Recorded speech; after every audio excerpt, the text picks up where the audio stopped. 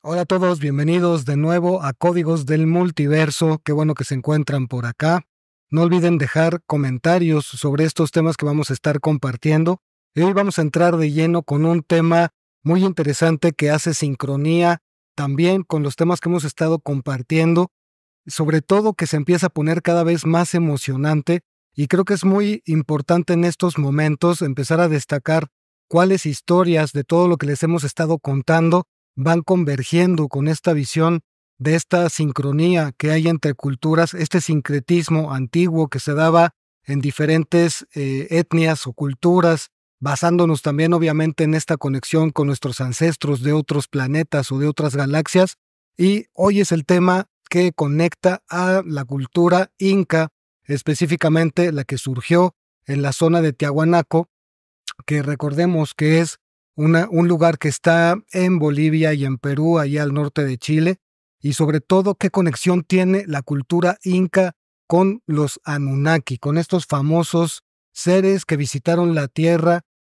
Tienen por ahí un poco de mala fama porque se suponía que de alguna manera se llevaban mucho oro del planeta, pero bueno, acompáñanos a lo largo de este video a descubrir algunas de estas cosas. Principalmente lo que queremos resaltar es esto de las semejanzas que hay entre la cultura sumeria, que ya sabemos que era de las fundadoras o que se considera oficialmente fundadora de la civilización del hombre moderno como lo conocemos actualmente, y qué sincronías hay entre sus construcciones, las artesanías que dejaron, los grabados en piedra, las construcciones megalíticas que se han descubierto, y sobre todo cómo coinciden también algunas cosas con la cultura de los incas en Tiahuanaco. También Este de acá, Master, es basado en Zacarías Sitchin. tiene mucho que ver con lo de Zacarías Sitchin, pero recordemos también que gran parte de la literatura de Sitchin pues ha sido relatos que él pudo construir basándose en textos que leyó sobre cultura sumeria, mesopotámica también, y mucho de lo que él cuenta en sus libros pues es prácticamente de su propia manera de relatar estas historias o de su imaginación. Sin embargo, sí están basadas en estas coincidencias, lo cual nos ha parecido muy interesante compartirles, y vamos a empezar. El estudio de la cultura del imperio surgido en Tiahuanaco, que abarca estas zonas de Bolivia y Perú, es uno de los más significativos en cuanto a lo misterioso de sus construcciones y las semejanzas de las piezas y símbolos encontrados con culturas como la sumeria. El enorme complejo, dando un ejemplo de cuáles son estos asentamientos, se llama Calasasaya, que tiene construcciones megalíticas inconcebibles para su tiempo y que sigue siendo uno de los más impresionantes vestigios de una cultura que pudo haber sido influenciada por una raza foránea, cuyas enseñanzas quedaron en la existencia de estas construcciones. En efecto, como les digo, se han hecho muchos estudios arqueológicos. Obviamente muchos de estos arqueólogos son de esa llamada arqueología alternativa, que por supuesto no admite mucho los historiadores ortodoxos, sino que tienen que ver ya con conjeturas que se han sacado sobre estas cosas. Y a mí me ha resultado sumamente interesante que hay semejanzas entre las piezas. Algunas de ellas muestran estas caras o estos rostros con gente de ojos muy grandes o que tienen algunas características que se asemejan a otros seres que no se parecían mucho a las personas que eran nativas del lugar. Inclusive se han visto también características morfológicas, por ejemplo, de manos que parecen más bien como de animales, igual las extremidades, las piernas, todo lo que son las extremidades inferiores, no parecen ser humanas, y esto también es una coincidencia entre las dos culturas. Este templo de Calasasaya también se conoce como el de las piedras paradas, ¿no? Y en Tiahuanaco, ¿no? Exactamente, y es uno de los, digamos que que ha causado más controversia actualmente, porque tiene esta particularidad con las piezas y con los grabados que se han visto ahí. Y yo recuerdo mucho eso de las caras, que salen, hay muchos rostros ahí, y dicen que es como de diferentes civilizaciones extraterrestres, ¿no? Exactamente, sobre todo esas características, y no sería la primera vez que se encuentran semejanzas entre culturas que tienen esos símbolos. Recordemos que los nativos de estos lugares pues eran más bien de rasgos como orientales, tenían un poco sesgados los ojos, también eran de complexión muy robusta, no eran muy altos en cuanto a estatura de su cuerpo, y sin embargo las representaciones que quedaron en piedra los mostraban como personas o seres muy altos, muy grandes, muy esbeltos, con estas características de ojos grandes, como les decía, con bocas muy pequeñas, apenas eran líneas, apenas se notaba ahí una silueta de una boca, cuando sabemos también que los olmecas pues eran de labios gruesos, ¿no? Tenían nariz gruesa, labios gruesos, las manos, todo su cuerpo era robusto, como les comento. Entonces hay varias semejanzas en vasijas, en grabados, en artesanías, incluso en tallas que se hicieron en madera que todavía llegaron a sobrevivir. Ahora, les quiero contar algo sobre las fuentes que por lo regular no eran también arqueólogos como tal, pero que sí eran personas que vivieron en diferentes épocas dentro de estas regiones. Y, por ejemplo, aquí, según los historiadores, fueron los habitantes de Tiahuanaco los que fundaron el Imperio Inca. En tiempos de la conquista existió un sacerdote de nombre Cristóbal de Molina que dejó una crónica escrita sobre los relatos que contaban los nativos de la zona de Calasasaya sobre el creador que vivía en su templo, ahí mismo, y que había dado las instrucciones técnicas para construir todo ese complejo. Esto llamaba tanto la atención de diversos arqueólogos que investigaron estos posibles orígenes de las construcciones. En algunos bloques de piedra encontraron agujeros que contenían oro en su interior, lo que indicaba que originalmente podían haber estado cubiertos por láminas de oro y que fueron saqueados más tarde por ladrones. El arqueólogo Artur Ponansky, que es un estudioso de Tiahuanaco por más de 30 años, presentó una conferencia y en esta explicaba que llevando ahí uno de estos bloques con estos agujeros que contenían oro, y asentó que en un tiempo había numerosos bloques, cornisas, construcciones revestidas de este material. Esta práctica también se encontró que ocurría en los templos sumerios. Eso también está locochón, porque también en esas regiones que eran prácticamente del otro lado del mundo, La coincidencia. ocurría también esta misma práctica, exactamente. Y el propósito de revestir las construcciones era para que fueran visibles a grandes distancias, incluso desde el aire.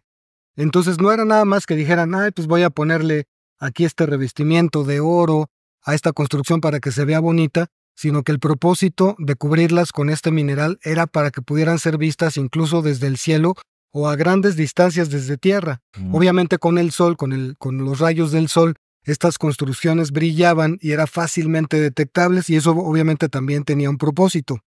El sacerdote Cristóbal de Molina relató que estos nativos sabían que su dios viajaba a las estrellas y regresaba constantemente y que estos puntos escogidos servían para mapear los lugares donde había grandes cantidades de oro, que era el elemento que ya sabemos que los Anunnakis en este caso expropiaban de alguna manera. Era lo que buscaban en la tierra porque se lo llevaban para cumplir diferentes propósitos en sus diversos planetas o sistemas, ¿no?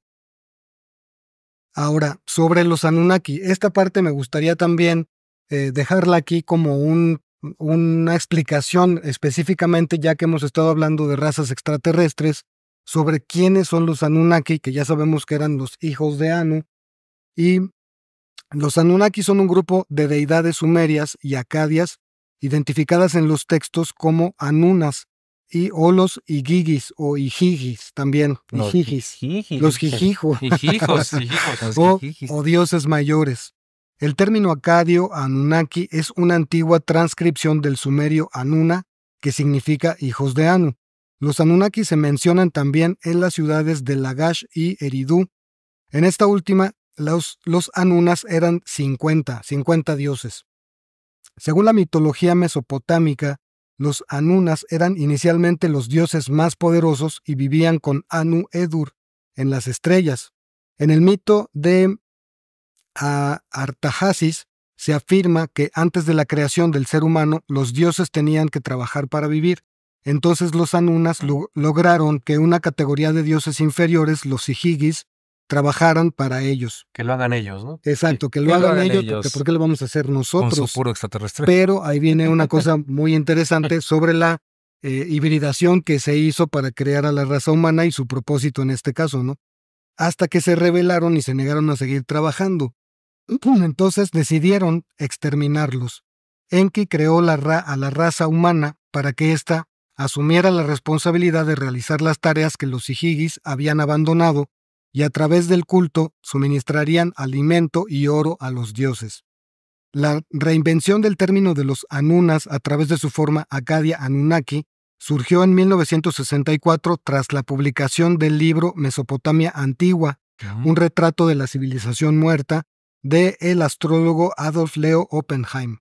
Ah, mira. Y sí, está bien interesante esa parte porque antes de eso no se había hablado sobre esta cultura o sobre esta raza de los Anunnakis. No existía ese término. Y de hecho, por eso Zecharia Sitchin empezó mucho a manejarlo en sus libros para poder, de alguna manera, hacer esta semejanza entre la cultura sumeria y la cultura inca, ¿no?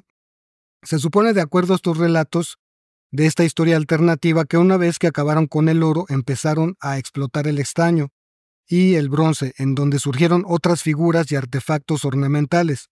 Una vez que quedó estéril de estos materiales, empezaron a migrar a otras zonas del continente en busca de yacimientos ricos en estos materiales.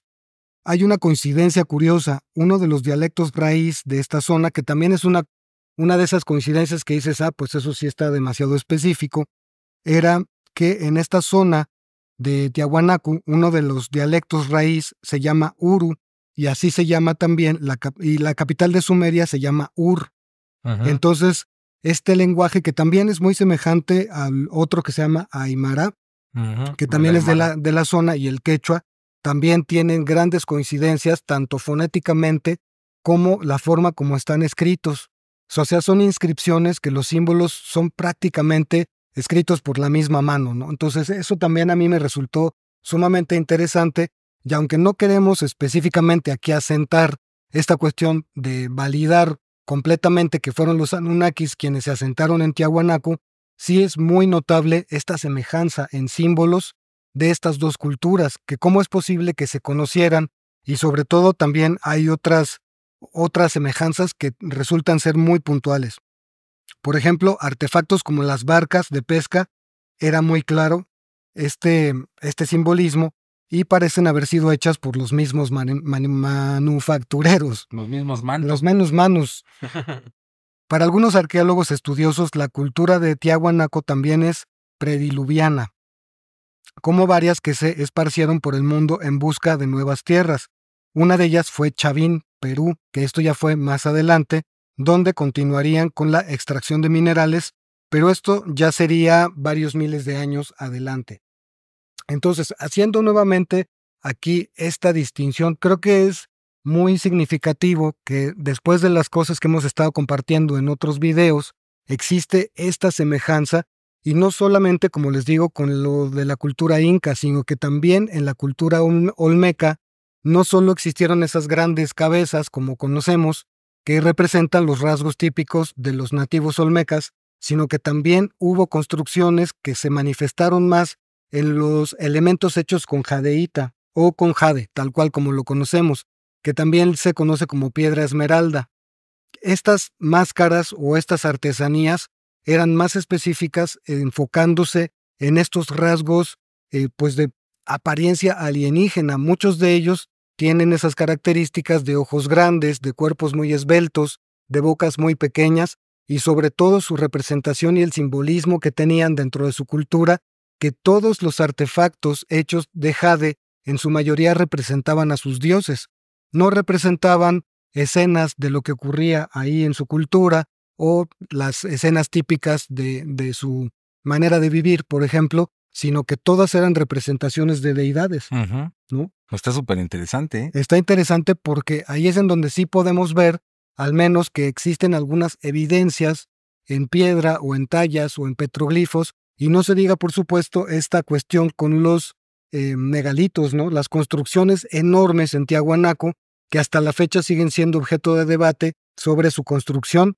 y que también tienen que ver con otras construcciones allá en Sumeria, o como las que platicaba también Masterlen en un video pasado sobre estas ballenas enormes que eran como unas bóvedas ovaladas que tenían alta matemática. Matemáticamente era imposible en su tiempo que fueran realizadas y sin embargo ahí están, ¿no? En Barabar, ¿no? En Barabar, exactamente. O en la El video India, ¿no? en donde se mencionan estas construcciones, obviamente pues también estamos hablando de las construcciones en Egipto, de muchos templos que se hicieron, especialmente los que tienen megalitos, ¿no? Que son piedras de muchas toneladas, y eso es algo que viene a ser un elemento que se da en diferentes culturas en todo el mundo. Además, no dejamos de mencionar tampoco esta cuestión con la situación geográfica de que están construidas en puntos telúricos que son de alto contenido energético o electromagnético. Las famosas líneas Ley, ¿no? Las famosas líneas Ley, que también las hemos mencionado. Entonces, esta parte es importante, hay que volver a resaltar que no estamos validando que todo lo que escribió Zecharia Sitchin era la verdad, hay que tener mucho ojo con eso, sino que mucho de eso, de sus relatos, están basados en estas semejanzas entre culturas. Sí, además es un gran cambio, ¿no? O sea, más allá de lo que hemos estado platicando y que creo que queremos enfocar en algunos temas del canal, es muchas de estas historias, como Zecharia Sitchin, se han visto como mitos. Exacto. Y leyendas, pero la realidad es que, como ahorita lo está haciendo Master Richards, empieza a hacer comparaciones entre algunos sitios, entre algunas construcciones y todo, pareciera que en el fondo existe como algo que coincide y que a lo mejor habla de que, pues, se han dicho que son mitos y se ha querido difamar a Sitchin, pero hay algo que tiene de verdad, hay algo que está ahí y que algunos arqueólogos ya han empezado a tomar en cuenta. Regresamos a Ruth Rodríguez y que dicen, bueno, a lo mejor en algunas cosas sí es mito, pero algunas cosas sí tenemos que empezar a estudiarlas porque sí traen cosas interesantes, ¿no? Sin embargo, por ejemplo, algo que también es un dato importante es que, bueno, muchos piensan, o digamos que los historiadores admitidos oficialmente, asientan el origen de Tiahuanaco unos 1500 años antes de Cristo, cuando en realidad hay vestigios de esa cultura y de lo que hicieron sus nativos desde casi 13,000 años atrás.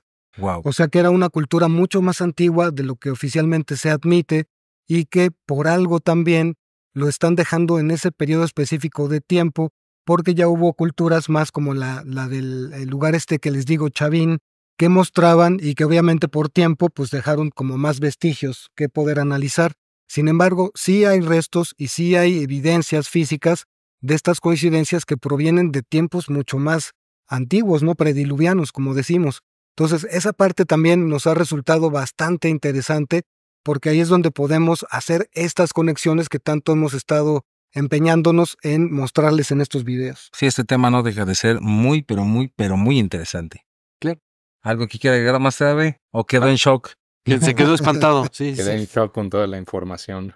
No, pues es que algo que se mantiene muy claro es que en todas estas coincidencias arqueológicas, pues parece ser que al oficialismo no le interesa llegar a una explicación porque hay cosas que, pues, tú dices, bueno, a ver, por favor, ok, yo no soy el experto, tú, señor arqueólogo, eres el experto, por favor, explícame Esta por coincidencia. qué se dan estas coincidencias, Así es. ¿no? Y salen a lo mejor con una explicación que suena totalmente absurdo. Exactamente. Ahí hay un hilo conductor que a lo mejor cuesta un poco de trabajo llegar a él o verlo tal cual dentro de todas estas narrativas, que es que la historia oficial no es como si no quisiera llegar al punto en el que se tenga que admitir que sí hubo una conexión entre todas las culturas a nivel mundial en un tiempo muy antiguo. Esta parte yo creo que también es uno de los puntos principales porque si la historia oficial admitiera esta conexión o este sincretismo antiguo, sería también validar que ya había una ideología que de alguna manera unificaba a todas estas culturas o que había en efecto un círculo de personas, de sabios, de ancestros que dirigieron esta disgregación de la información a lo largo del mundo y sobre todo cuál fue el origen de esto, ¿no? Sí, y que había comunicación entre ellos, ¿no? Exacto. que ya tenían comunicación de alguna manera. Obviamente, tal vez sí había peregrinaciones, como se ha mostrado, sí había gente que eran peregrinos, que viajaban grandes distancias, que les llevaba meses o hasta años recorrer, pero también no necesariamente tuvo que ser así, sino que por algo también estas construcciones, la pirámide de Egipto, que sigue siendo un gran enigma, la gran pirámide, en donde está este sarcófago entre comillas, que más bien parece una caja que contenía algo que pudo haber sido, como hemos dicho, ya sea el Arca de la Alianza u otros materiales que podían permitir la comunicación, recordando que también hemos sostenido que eran lugares en donde la energía estaba ahí manifestándose de manera muy fuerte, muy poderosa, y que esto también pudo haber sido un sistema de comunicación de alguna manera, ¿no? Claro. Sí, y dijiste un punto fundamental que a lo mejor más adelante algunos arqueólogos pueden retomar, y es que empezar a preguntar a la gente, a las personas que guardaron todo ese conocimiento, pues realmente qué sucedió en esas épocas, ¿no? Y dejar de verlo como un mito, como una historia. Como un postulado. Como un nada más. postulado, pero, por ejemplo, ¿no? Estaba viendo que incluso las ropas que utilizan nuestros ancestros, incluso algunos indígenas todavía están utilizando, tienen simbolismo, tienen incluso algunos, ya cuando empiezan a investigar la ropa, se pensaba que simplemente era porque sí o no, porque les gustaba muy, muy colorida la ropa, pero no, realmente tienen simbolismo incluso de hasta astronomía, astrología, porque eran expertos en todo eso y ya tenían tanto conocimiento que hasta lo llevaron hasta el mismo textil. Y cambia un poquito la visión, dejas de verlos como algo simple a algo ya más complejo y que puede ser estudiado y que va a dar un conocimiento más profundo acerca de estas culturas prediluvianas, ¿no? Exacto. Y algo que también recordé, y eso yo creo que también tú sabes mucho de eso, Master Iván, es sobre el empleo de la malaquita como un mineral que sanaba.